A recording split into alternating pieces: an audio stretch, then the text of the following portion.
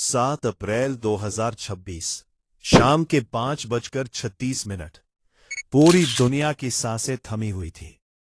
Trump ने social media पर लिखा, अगर डेडलाइन तक हॉर्मोस नहीं खुला तो आज रात ईरानी सभ्यता खत्म हो जाएगी। ऐसी तबाही जो फिर कभी वापस नहीं आएगी।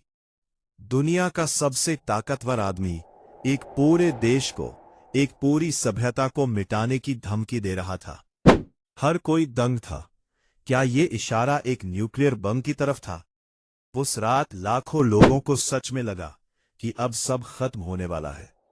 डेडलाइन खत्म होने से सिर्फ 90 मिनट पहले अचानक सीज फायर की खबर आती है, लेकिन यह शांति सिर्फ एक दिखावा थी।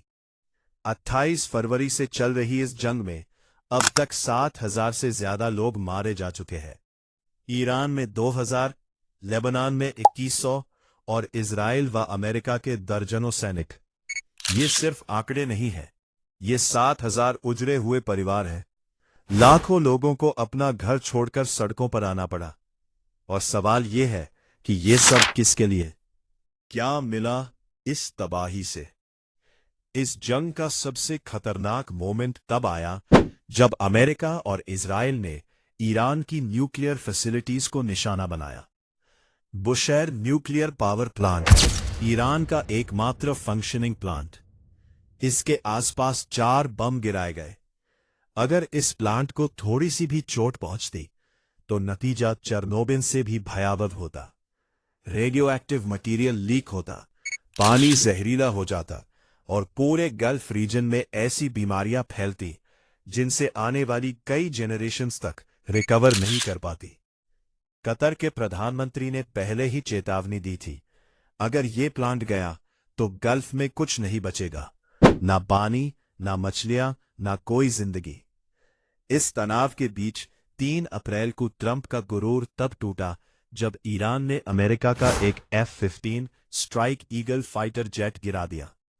पायलट बच गया, लेकिन एक अफसर एनिमी लाइंस के पीछे फंस गया। वो 24 घंटे तक अकेले ईरान की जमीन पर छिपा रहा।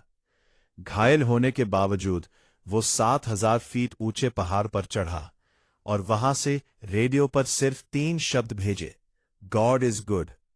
उसे बचाने के लिए CIA ने एक बड़ा धोखा रचा और ये अफवाह उड़ाई कि रेस्क्यू पहले ही हो चुका है, ताकि ईरानी सेना उसे ढूंढना बंद कर दे। और अंत में डेल्टा फोर्स ने उसे वहां से निकाला। लेकिन युद्ध अभी खत्म नहीं हुआ है।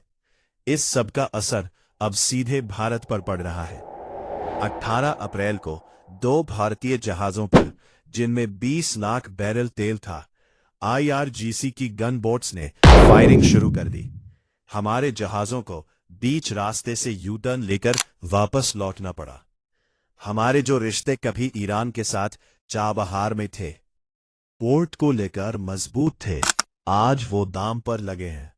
हमें रूस से तेल खरीदने के लिए भी बार बार अमेरिका से परमिशन मांगनी पड़ रही है। 22 अप्रैल को ईरान और अमेरिका के बीच हुआ सीज फायर खत्म हो रहा है। अगर कोई ठोस डील नहीं हुई तो तबाही का दूसरा दौर शुरू होगा। दूसरी तरफ इजराइल ने एक ऐसा डेथ पेनल्टी लॉ पास किया है जो सिर्फ वेस्ट बैंक के फिलिस्तीनियों पर लागू होगा, जिसने मानवाधिकारों पर बड़े सवाल खड़े कर दिए हैं। इंसानियत हार रही है और सियासत जीत रही है। सवाल वही है, ये बर्बादी आखिर और कितने दिन चलेगी?